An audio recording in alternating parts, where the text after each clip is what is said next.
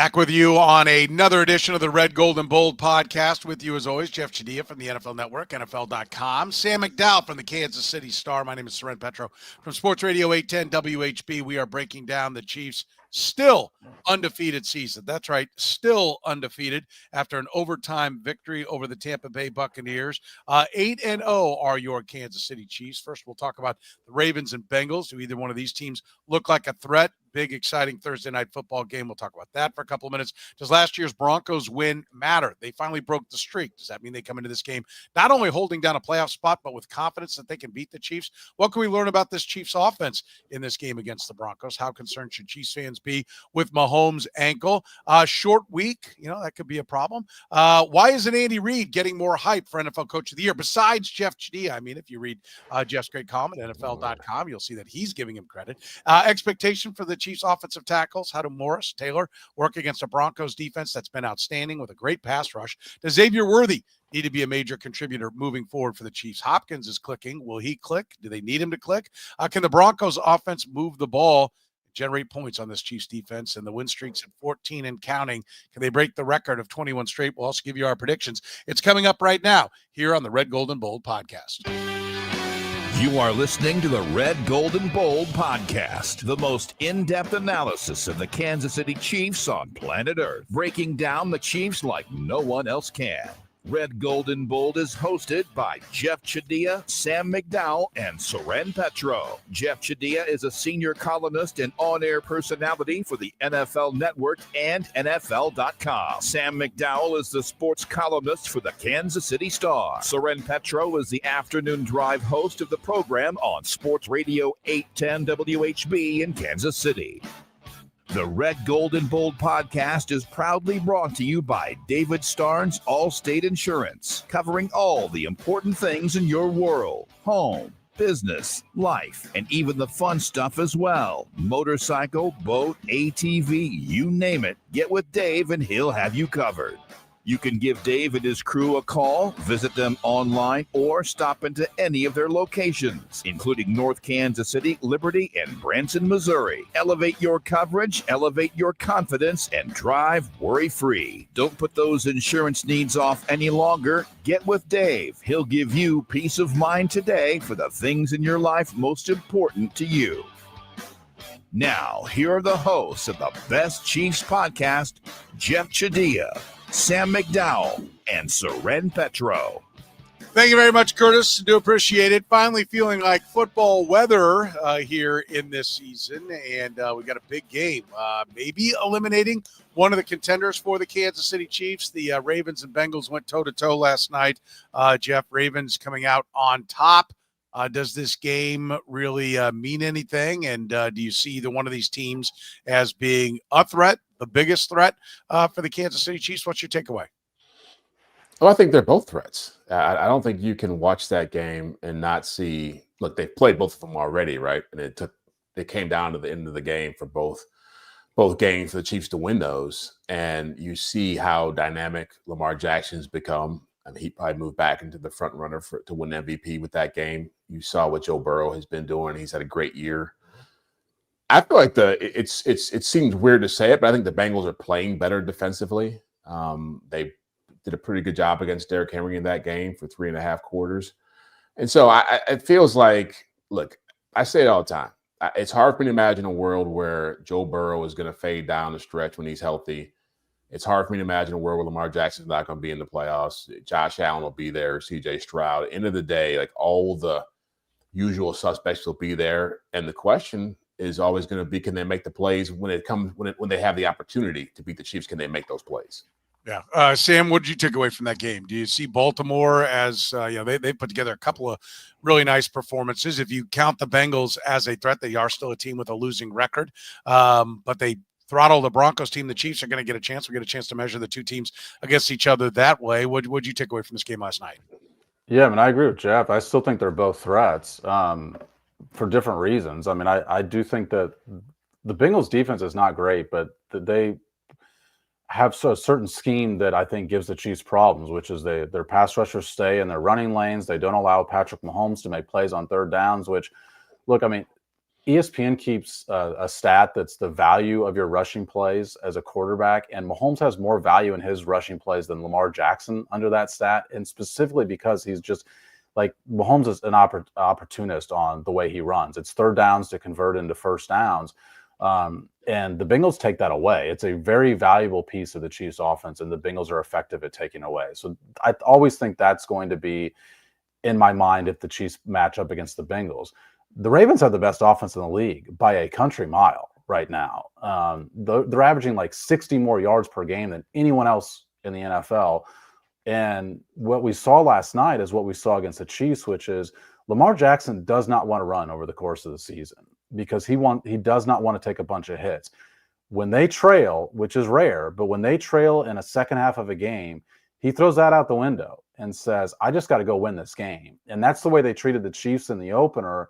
And so as good as the Ravens offense is, I think them at their peak is something we don't see as often because I think Lamar Jackson is hesitant to play that way for 17 games. And he would not be hesitant to play that way against the Chiefs, particularly in a playoff setting. Yeah, I think, one of the things that I took away from this is that the Bengals are definitely a threat, right? We were getting a chance to measure them. And, we had the comment here, what was it? I think it was Tommy Moe. It said 4 and 6 teams have made the playoffs 9% of the time. Okay, well, take a look at the standings. This is a typical year. Like, that would be my. And Tommy, I'm sure those you've never been wrong on a statistic ever, right? They'll only be one game out if the Chiefs beat the Broncos. Exactly, and that's the point. Is like when you look at the standings, this isn't your traditional year where okay, everybody's going to make the playoffs is kind of running away and hiding. There is a soft underbelly of what's going on, and so yes, the Broncos are the 7th seed. If they lose to the Chiefs, which they're heavily favored to do, they'll be 5-5, and the Bengals will just be one game back in the loss column. So and they play the Bengals too. Yeah, so the Bengals get to play them at the end of the year. And there's not teams to hop that you're worried about either. Like the Colts are the only team in between those two. Yeah, I think that oftentimes that's we hear about that more in baseball. Like, well, not only do you have to make up 3.5 games, but there are 4 teams between you and that team, right? It's all somebody else will get hot in there.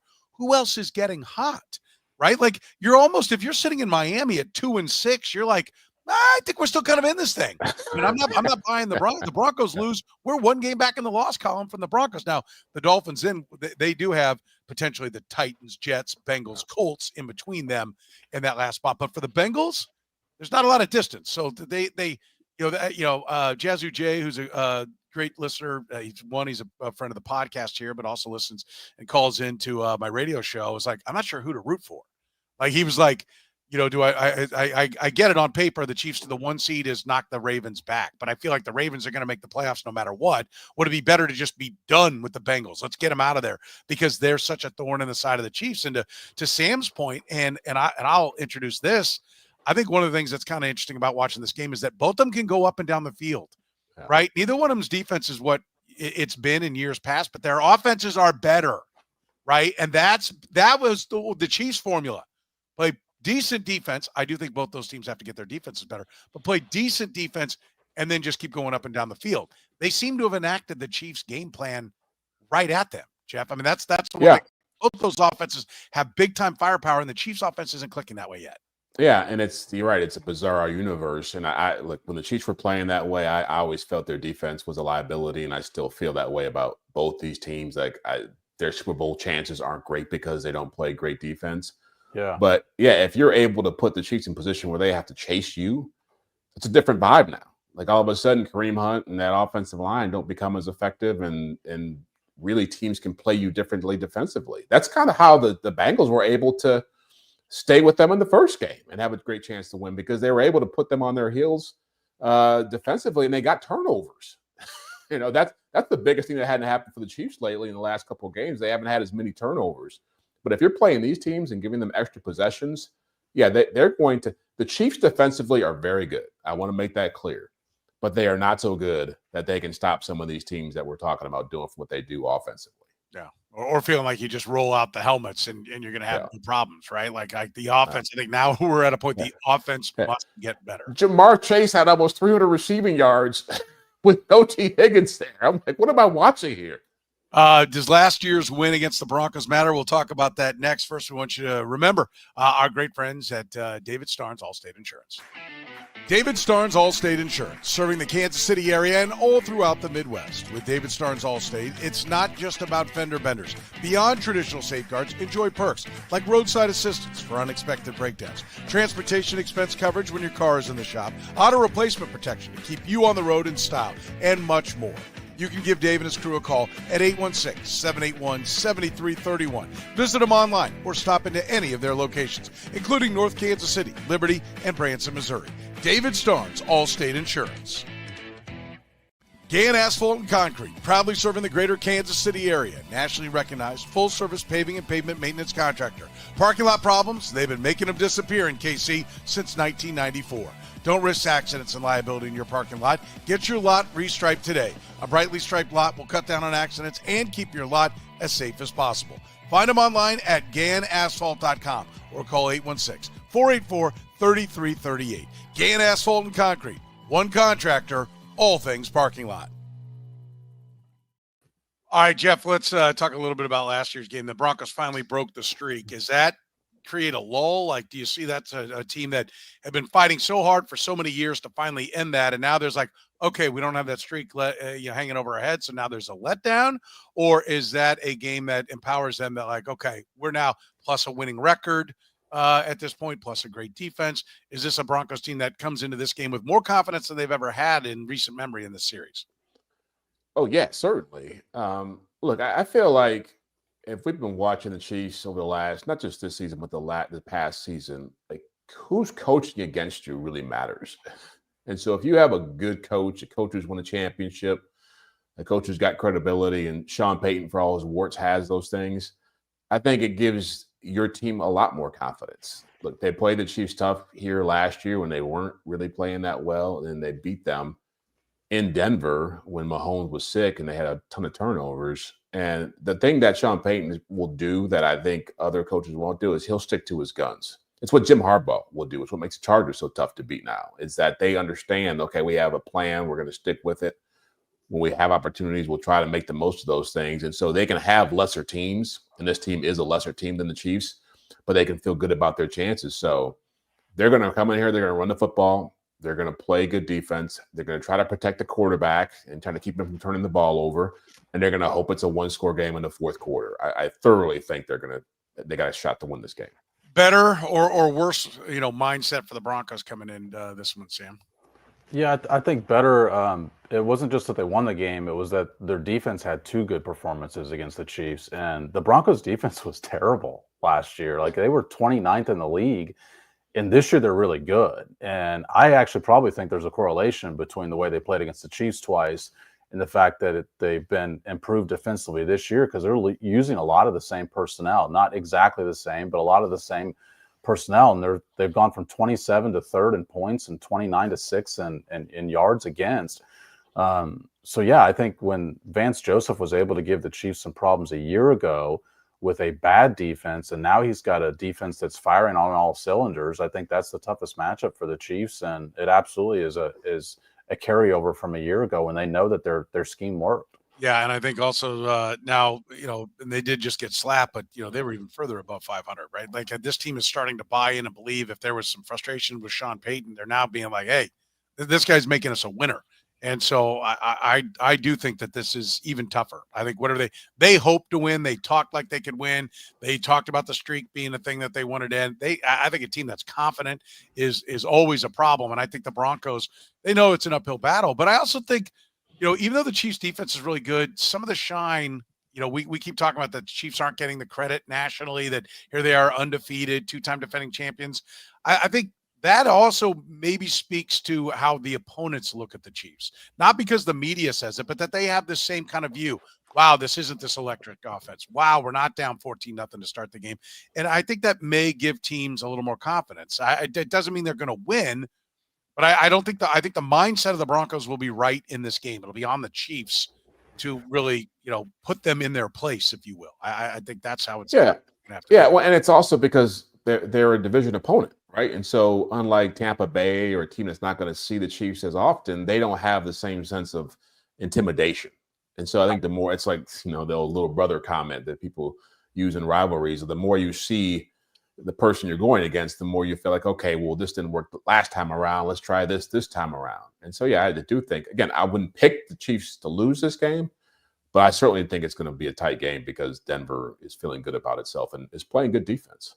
By the way, Jason said, for the love of God, can we talk about the left tackle issue? It's on the agenda. I don't know if you caught it. We're getting there. Hang on. Tom mentioned this, Sam, and I think it's it is a trap game as well. Whatever the Broncos mindset is, maybe the bigger question is the Chiefs mindset. The Bills loom on the other side. You got to worry. Is this a look ahead situation? I think the Broncos having a winning record helps, but I think the Broncos getting slapped by the Ravens hurts. Like it'd be pretty easy for the Chiefs to be like, yeah, we got this, based upon what happened last week. I just don't buy into that stuff. You get 17 of these games a year. You're undefeated. You're the only undefeated team. You're a 2-time defending Super Bowl champion. I just don't think it's a team that's looking ahead to any specific opponent. Well, then let me tell you, you haven't lost enough money betting on football. Once you've lost more money, that's all retroactive to say, okay, this team was looking ahead, or this is this team's Super Bowl. I mean, we've talked about, we've had trap game on our list of rundown like 4 times this year. They're 8-0. Yeah. So and in some of them, they had to rally to win. You can have you can have a trap game and not lose. They're 5-3 against the spread this year. Like they're outperforming their expectations. They're not underperforming. Okay, so mindset doesn't matter. And every team comes into every game with the exact same mindset every single time. I think this team that's 8-0, the only undefeated team, a 2-time defending Super Bowl champion. Yes, I don't think that this is a big shift in mindset from week to week. And I think that's one of the reasons they've been so good over the course of the regular seasons during the Patrick Mahomes era. I'm a believer in undefeated teams die hard, so I think that's true. While you're undefeated, maybe in the end we'll look back. I think to your point, looking back at it is somewhat how the trap game. Well, we look back and go, well, that was a trap game. Except for I think it's real, and I do think maybe the going for the three-peat has them singular of purpose. I do think the undefeated thing happens, but Jeff, do you believe that every team comes in with the exact same mindset into every game, or do you think teams come in sometimes overconfident or letdowns or hangovers? Do you buy any of that? I don't think it's so much of a mindset how they look at the calendar or the schedule. I think that's more of a college football type thing, because you're talking about younger people. But I do think the mindset physically is a part of this. I think that it's much harder I think when the Chiefs were younger, it was easier to look at them and say, you know what, they're going to be able to roll through this stretch of the schedule, these parts, because they're younger and they're hungrier. Like when you start getting older players, like it's a legitimate concern for the Kareem Hunts, the Travis Kelce's, the DeAndre Hopkins, the Chris Joneses. You're playing teams that want to beat you. You're playing teams that are physical. You're playing teams where your bye is behind you. It takes a lot to play NFL football each week. And so I do think that they can't be as energized to play in some of these games moving forward. That's the thing. If you want to call that a trap game, that's fine. But I don't think it's so much about, hey, we got to be ready for the Bills next week. It's like these guys got to get their bodies right again. They got to get. Kareem Hunt had 27 carries. Travis Kelce had 14 catches. Chris Jones playing a ton of downs. Like this stuff adds up over time. Yeah, and it's not like just because you don't like. The difference between having a trap game and like having the same mentality, to me, that's not the exact same question. I mean, I don't think just because you don't have the same mentality every game, that makes it a trap game. And I mean, I'm a little surprised that the believer here in the trap game has picked the Chiefs in every game this year. Well, yes, outright, I have. That's not money on the table, though. But I have not bet the Chiefs every game this year, and I've managed to avoid every one of their losses. So I think I've done against the spread I'm talking about. I think I'm 4-0 betting the Chiefs this year. I have not gotten every win, but I have not lost. I have not been on the Chiefs when they have not covered. So I think I've got a pretty good read. So you didn't take them last week because you had them in our podcast by quite a bit last week. No, I didn't. I didn't end up firing on it because there are times, and I think that's what this game is. We'll get to our predictions. You had them blowing out the Raiders. You said that was the game they were going to blow them out. The Raiders had a backdoor cover at the end of that game too. And I will tell you that. Well, that's my prediction. I'm not betting my life on it. That's what I'm just wondering if you took that. I don't have access to your draft. And I will tell you, I don't know if I'm going to take this game because my feeling is that one of two things is going to happen here. Either it's going to come down to a field goal at the end, or the Chiefs are going to hammer them. I don't see like a Raider. And by the way, the Raiders Christmas Day game in our minds is somehow Chiefs fans' memory is that they lost by 30 points. It was a score. They lost by one score. So I think this will be either a last-second game either way, or I think the Chiefs will hammer them. I think either the Chiefs have found something on offense, and let's talk about that, Jeff. What do we learn about this offense? If they put it back-to-back here, is that a sign that, I'm not saying they're getting back to their 2019 form, 2018 form, but if they go back-to-back with quality offensive performances, particularly from the quarterback, from DeAndre Hopkins, is that the statement game? Is this the flag in the ground game if they can do that? Yeah, I think it certainly, because you're talking about a better defense. And look, I don't want to take anything away from what they did the last couple of weeks. They won the games, but I mean, it's the Raiders and it's the Buccaneers defense. Both of those defenses were among the worst in the NFL. And so you're talking about having to deal with Patrick Surtain and Riley Moss and at corner, and you're having to deal with their pass rush, which has, I think, 31 sacks this year. I think they're second in the league in sacks. And so it's a different beast. And again, we all know the Chiefs are a very good team. We all know that they can win a championship. But again, I'm trying to find games in here where I'm having a better gauge of what they're working with. And so, yeah, I want to see how DeAndre Hopkins matches up with Patrick Surtain. Like, I want to see how they cover Kelsey and whether Xavier Worthy can be a factor in a game like this, because they're going to need these things. I know we're so consumed by they're 8-0 and they're rolling and the buys out there and available for them. But I remember 2019, and people forget this now because the Chiefs won the championship and the Ravens had an MVP. The Patriots were the story for the first half of that season. They were undefeated and they were rolling, and then they played the Baltimore Ravens with Lamar Jackson and lost, and they ended up 12-4. Like, this could be a 3 or 4 loss team easily if they're not able to fix some of the warts at left tackle and, cornerback number 2 and all that stuff. So I'm curious to see how that plays out offensively. Statement game for the offense. This one, what can we learn from the offense against the Broncos, Sam? Nothing. I think the Broncos are 6th in yards allowed, 3rd in points allowed, but there's nothing to be. Their steady Eddie mindset will come in and will take nothing away from whatever they do. I am going to take very little away from what this offense is based on how they do. First of all, they have faced good defenses this year. The 49ers are 5th in DVOA. With Hopkins there, I'm saying with Hopkins there. Yeah. The Chargers are 6th, but the defensive schedule they play, like, it gets harder than the Broncos. Houston's 2nd in DVOA. Pittsburgh is ahead of the Broncos, and they face the Chargers again, who are ahead of the Broncos. So, like, it gets tougher than Denver. But this offense used to be this boom or bust offense, mostly boom under Patrick Mahomes. It's neither anymore. Like, their offense is defined by their ability to stay on schedule. I wrote something for the Kansas City Star that's posted this morning. They're averaging 9.1 plays per touchdown drive this year. They've never been over like 8.1 in Patrick Mahomes. Half of their drives have been touchdown drives have been at least 10 plays. They've never gone over like 40%. Their average during the Patrick Mahomes era is 30%. Like, they're a team that methodically moves the ball downfield, because the one thing they do really well is they don't have negative plays. Their running plays are stuffed at the lowest percentage in the league. And remember last year when all we talked about was penalties? They've had the 2nd fewest offensive penalties in the league. Like, they don't have negative plays. Like, this is who this offense has been for 8 games now. So if they do something differently against the Broncos, I think it would be a mistake for us to have such recency bias that is suddenly the new Chiefs offense. I think that is a great stat on the offense, and I will shine the light from that and say that, the thing that I take away from that is that the defense doesn't create turnovers.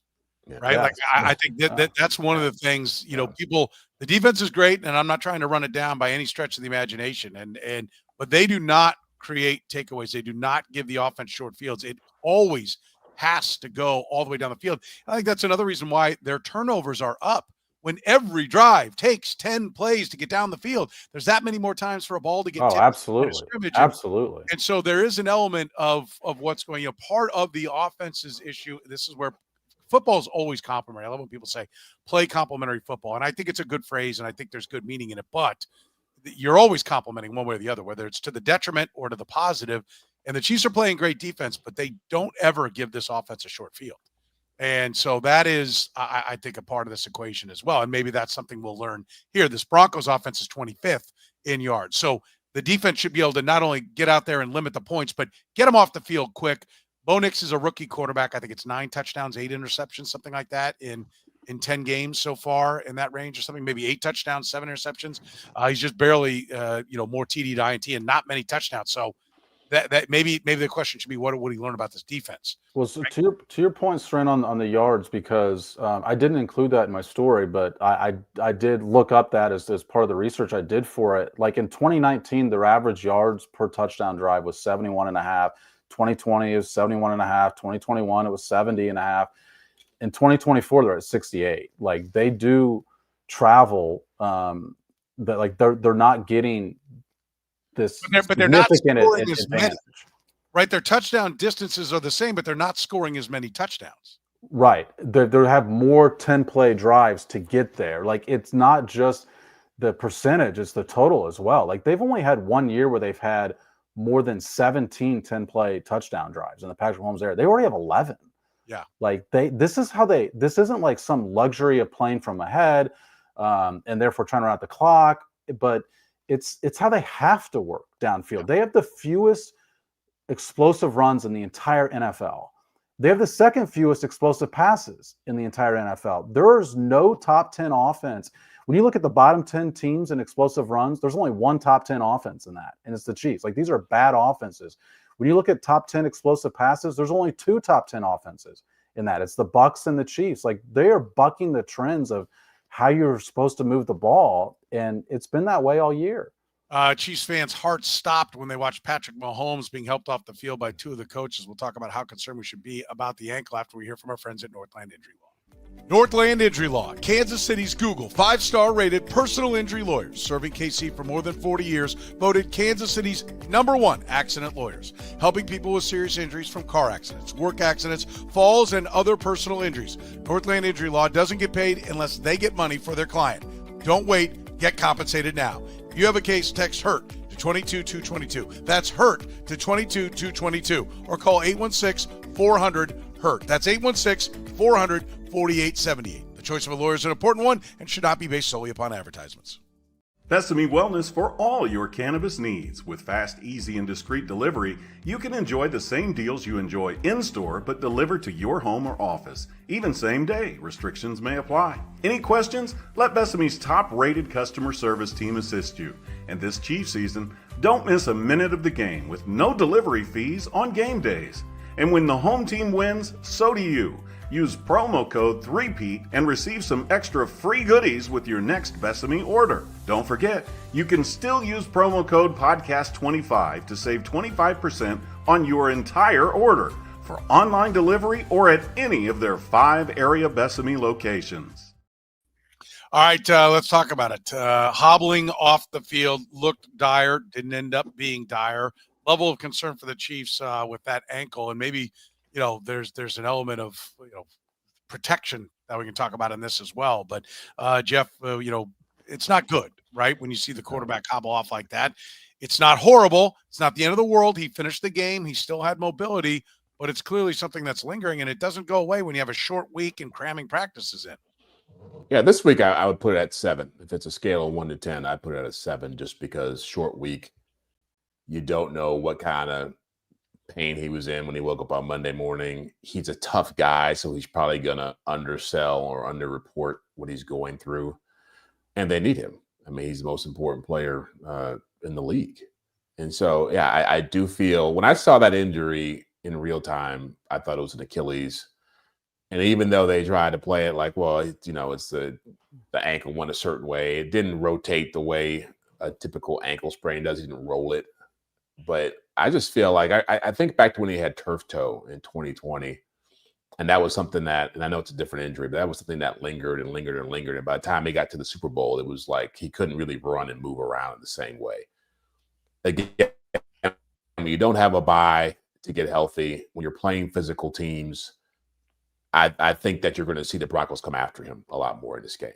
And I do think that that's without having we'll get to it at some point. I forgot who asked the question. The left tackle, the right tackle are still Oh, we question do it marks. now. Let's put it in here. Yeah. I think it's a good Okay. spot right here because Yeah. that is, Patrick Mahomes is great at sack avoidance, right, Jeff? I mean, and that's one of the things. And the quarterback has more to do with that. That is a flaw of Joe Burrow's, right? Because he's fairly mobile. He has a good feel for the game, but he takes a ton of sacks. Patrick Mahomes has bailed out those left tackles. One of the ways is just getting rid of the ball. One of the ways is feel, but one of the ways is mobility, and that's compromised now. So, he makes them look worse. Yeah, well, and it's part of Sam's whole discussion about the drives, extended drives, right? That's not just hand the ball off and get 5 yards. It's Mahomes scrambling at times or keeping plays alive, and so I think that element is going to be tested this week. Yeah. By the way, there's left tackle. Jason wants to hear about the left tackle. Yeah, it fits. Wants to say his name? Yeah, he said Wanya Morris. Wanya Morris. What is this? American Pie? Say my name. Wanya Morris, the left tackle. The injury concern, Sam, coupled with the protection issues. Like, is this maybe if the Broncos would win this game and it's not because of a letdown or look ahead for the Chiefs? Is it because the left tackles, even though he had his best statistical day, according to PFF, at least best graded day, according to PFF last week, that the injury now highlights what is a deficiency at left tackle? Yeah, I think the biggest concern is the couple times we've seen with Patrick Mahomes with an ankle injury, we've seen it re-injured. If you go back to when he injured it against the Jaguars, which is a more severe injury, it was a high ankle sprain.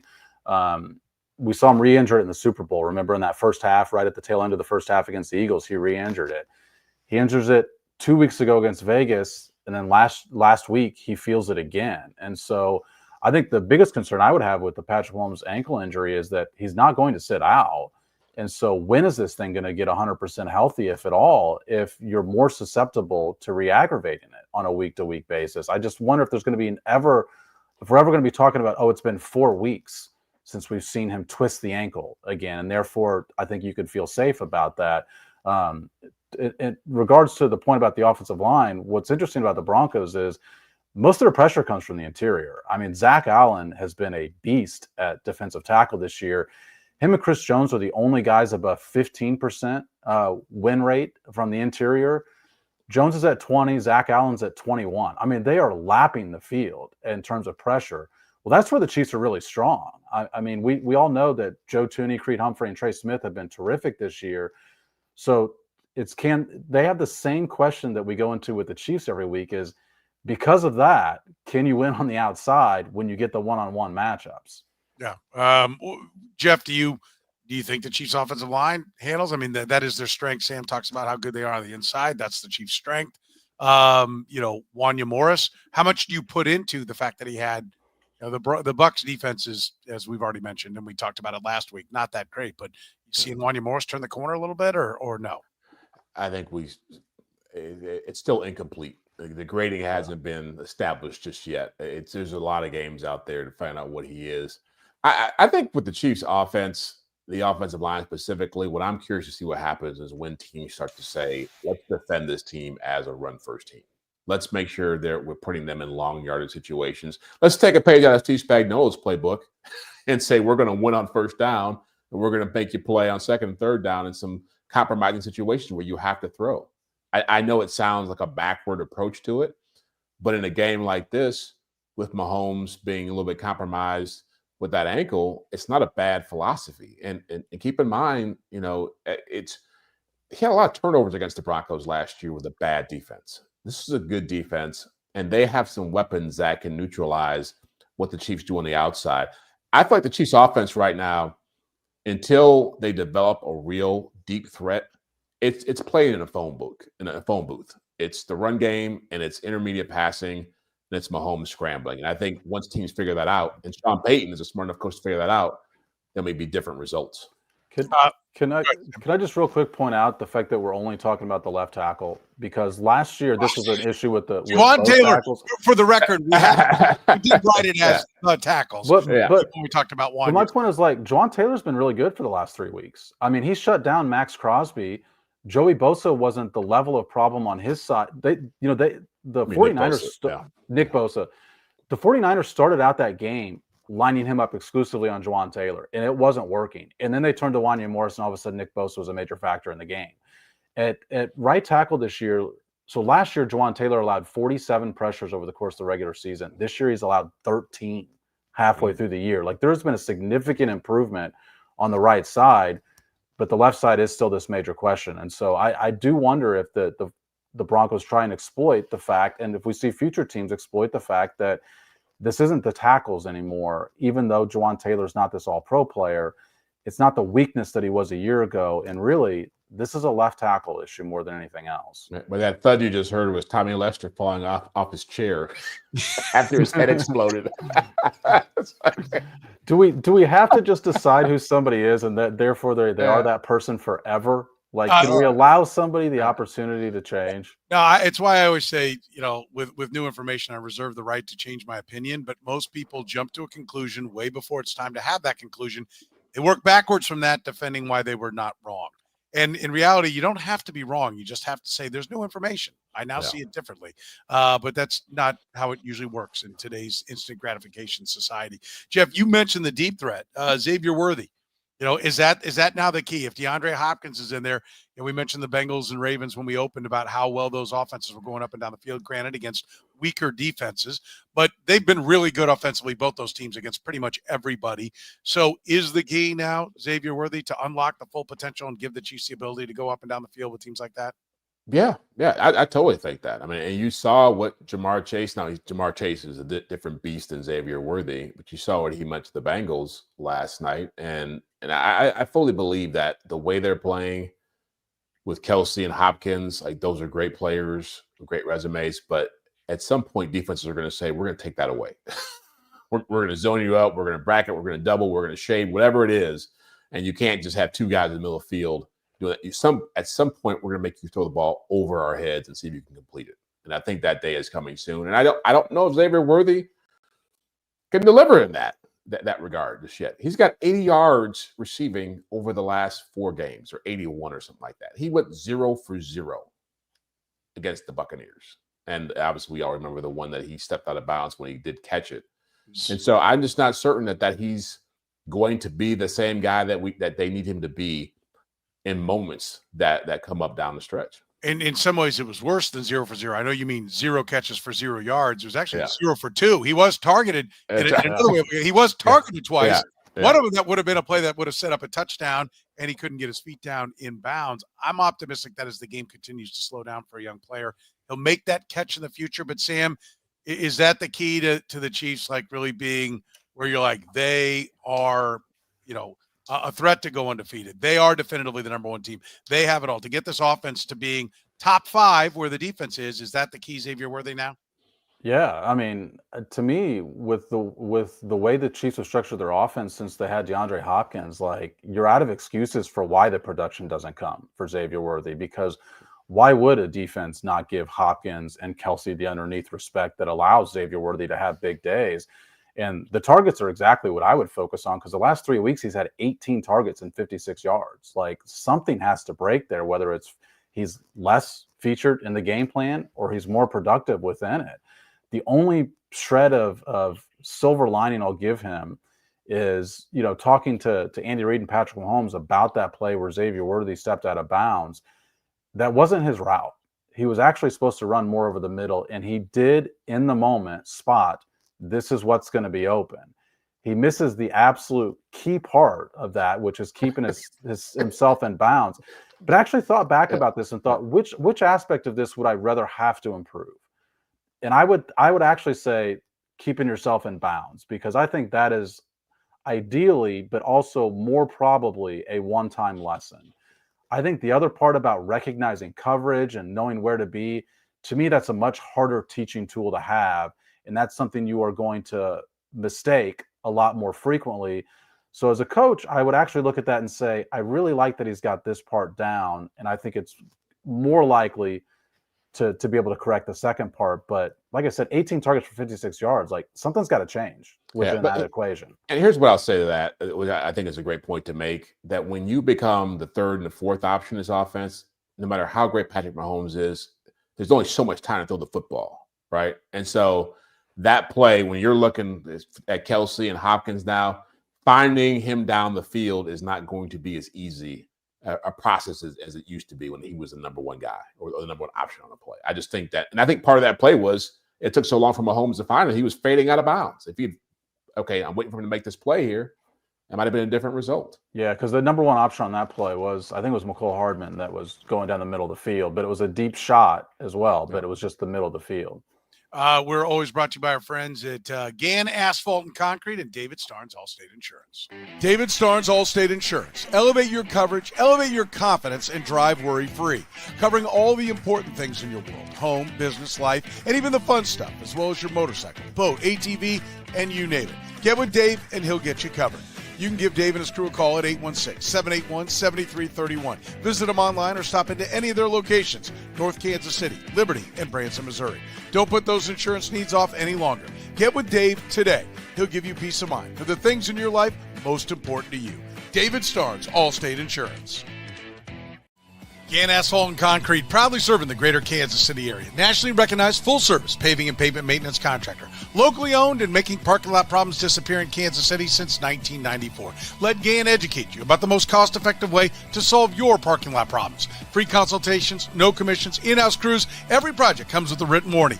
Gann Asphalt keeps your parking lot safer and helps you and your business avoid unnecessary delays and costly expenses. Find Gann online at GannAsphalt.com or call 816-484-3338. Gann Asphalt and Concrete. One contractor, all things parking lot. One of my pet peeves is the Coach of the Year award being given to guys that everyone projected the team's going to go 4-13, and they go 8-9 or 9-8, and they win the award, or they go 10-7 after being projected to win 7 or 8 games, and they back ass into the playoffs, like the Brian Dable Coaches of the Year awards. Usually first year guys on a turnaround type of thing. It drives me crazy. And Andy Reid did win the Coach of the Year in that same scenario in 2013 when he took a 2-win team and won 11 games. And, I think actually when you saw he was 9-7 last year, he deserved Coach of the Year because they still weren't really that good. Look back at some of the personnel, how they led the Colts by, 28 points in that game was beyond me. But, he's not getting a lot of love this year, not getting much anywhere, Jeff. You did in your column this week, which I encourage people to write, pointed out, people think it's just same old, same old. It hasn't been same old, and yet Andy Reid's undefeated. Yeah, and look, he'll be a long shot to win it because Dan Quinn and Jim Harbaugh are going to get a lot of love for what they're doing. But yeah, for my money, Andy Reid has done the best job because he's faced the most setbacks. I mean, you're talking about a team that doesn't have its top 2 receivers coming into the top 2 wide receivers coming into the season, lost a starting running back, lost a corner, gave away its best corner from last year or lost him in a trade to Tennessee. And they're 8-0 and they're sitting here with a chance to three-peat, a chance to get the top bye. And I have to look, it's not just Patrick Mahomes anymore. And I know sometimes even within this community, we give him a ton of respect, which he's deserved and earned. But this is a full team, a complete team. And the choices he's made with the coaching staff, the way he's adapted, this team is running the football more than he's ever run it. The Bucs co-defensive coordinator was talking about, Larry Foote was talking about how this is almost like an Andy Reid Philadelphia Eagles type offense now, where you run it, you throw it underneath and try to get yards after the catch. I just think he's been tremendous at adapting to adversity and keeping his team focused. Yeah, I agree. And you always give my Coach of the Year award to the guy who wins it. Right. I think that's who actually did the best job. There are other ones that I wouldn't mind if they won it, but Andy Reid is undoubtedly the Coach of the Year in my mind right now. Yes, he has the best quarterback, but they've had all kinds of adversity. Sam, do you think that this is one of Andy Reid's best coaching jobs? Yeah, I mean, I think it's stunning he's not the obvious choice right now. And I know that Dan Quinn has done a lot in Washington, although it's been offensively, and he's a defensive-minded coach, and they still need to improve defensively. One quick thing, Soren, he didn't win it in 2013. He won it in 2002 with the Eagles. He has never won it with the Chiefs. And this year is by far his best case because it's what Jeff said. But it's not only the fact that you're missing personnel. The Chiefs can talk about this next man up thing. That's not what they've done this year at all. They've had to revamp their offensive philosophy on the fly They didn't have training camp to determine that they were going to be a run-first team. They had to determine that after Rashee Rice got hurt, after Hollywood Brown got hurt. Like, this was the hand forced upon them, and they've played it to perfection this year, literally as a team. They're 8-0, despite the fact that this is not the way they've played football. I mean, I mentioned the long drives. That's atypical to every team in the league. It's atypical to their own history. The fact that they've run the ball first is atypical to their own history under Patrick Mahomes. Like, this is not the way they've done it. It's not the way he wants to do it either. Like, we know he wants to be this pass first, big play team.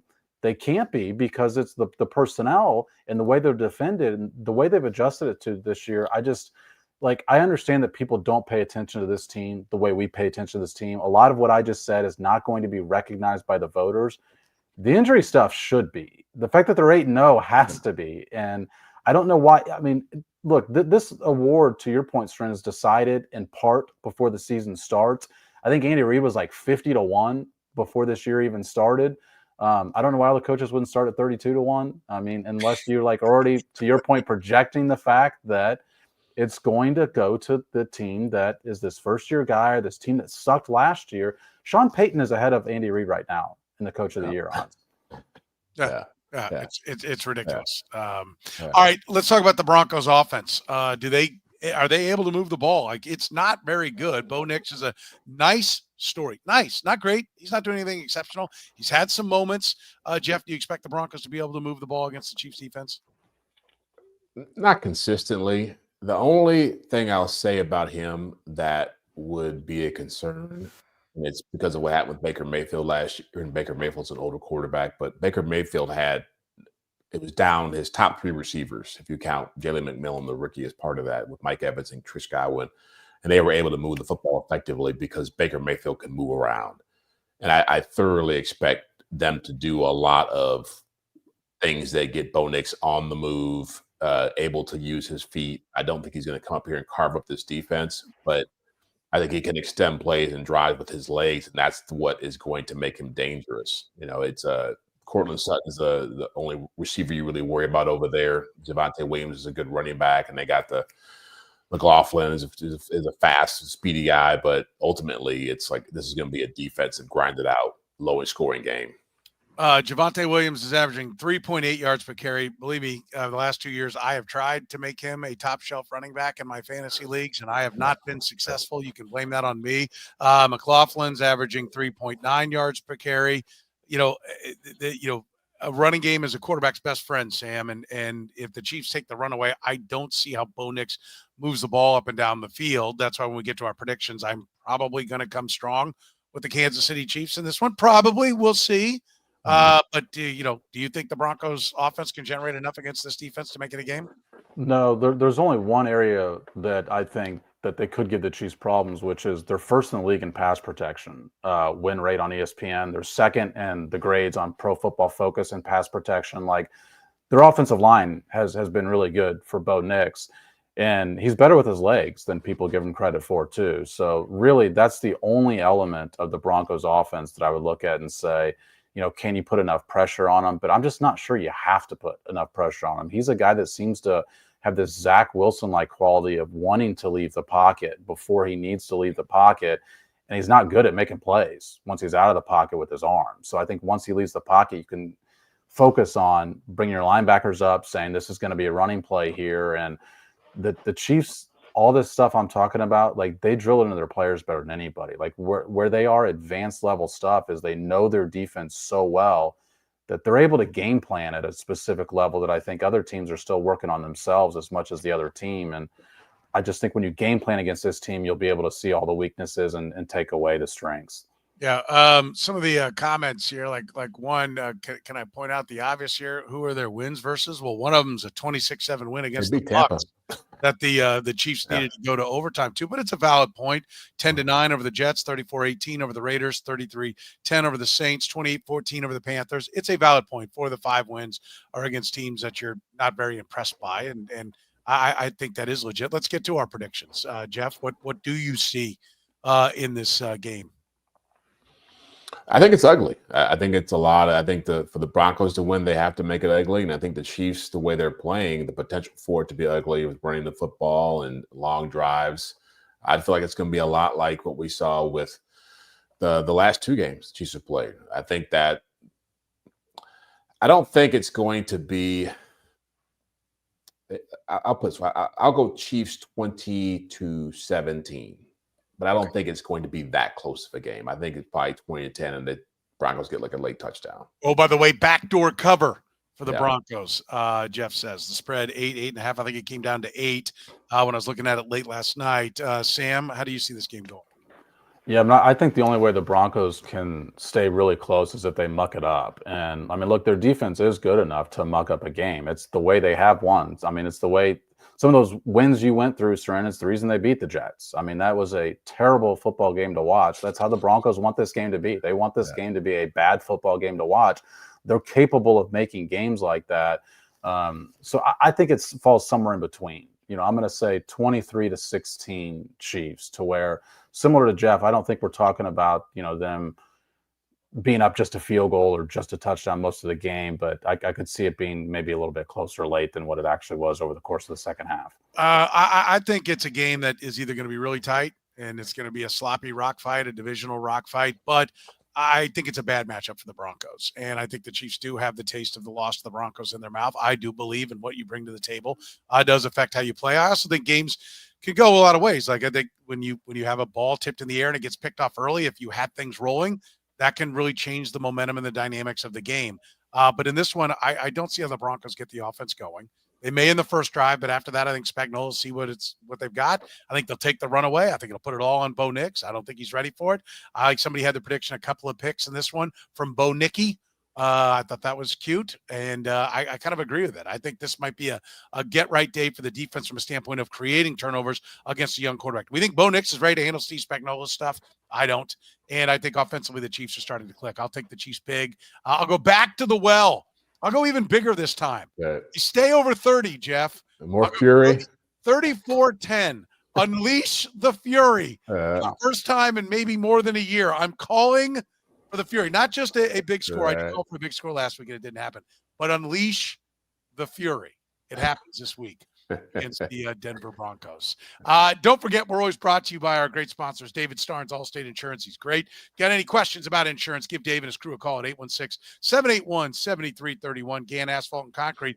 Listen, don't have cars playing bumper cars in your lots. A brightly striped lot cuts down on liability, lets you focus on your business. Find Gann Asphalt and Concrete online at GannAsphalt.com. Northland Injury Law, Kansas City's Google 5-star rated personal injury lawyers. Text HURT to 22222 if you've got a case. That's HURT, H-U-R-T, to 22222. And our friends at Besame Wellness. Use promo code podcast25 to save 25% on your entire order for online delivery or at any of their 5 area Besame locations. For Jeff Chadiha from the NFL Network and NFL.com, Sam McDowell from the Kansas City Star, I'm Soren Petro saying thank you very much for joining us here on the Red Gold and Bold podcast.